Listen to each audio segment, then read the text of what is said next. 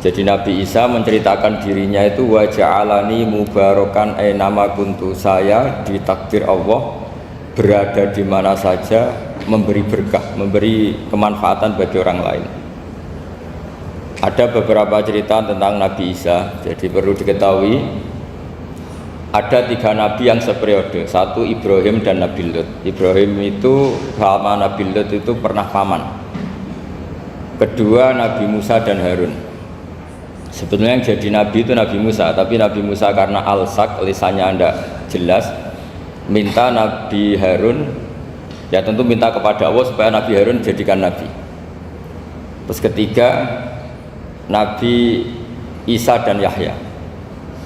Yahya bin Zakaria, terus Isa ini pernah keponakan Zakaria. Kira-kira kalau di Jawa ya misanan antara Yahya dan Jawa Isa. Jadi ada 3 nabi yang seperiode. Tapi yang paling berkompeten, yang sederajat kira-kira seperti itu hanya Isa dan Yahya. Karena Nabi Lut dan Nabi Ibrahim itu beda level. Karena Lut ini pernah keponakan, jadi hubungannya kira-kira yang murid dan guru. Terus Musa dan Harun itu juga nggak level, karena Nabi Harun ini jadinya nabi itu atas permohonan Nabi Musa, sehingga meskipun Harun itu kakaknya tapi nggak berani bantah. Jadi Nabi Musa itu dalam cerita beliau itu alsak itu lesannya agak kedal, tapi ini alsak yang barokah. Jadi dulu ceritanya Musa kecil karena dia seorang nabi, beliau seorang nabi. Itu kalau melihat Fir'aun itu mantelnya bukan main, padahal kecilnya dirawat Fir'aun.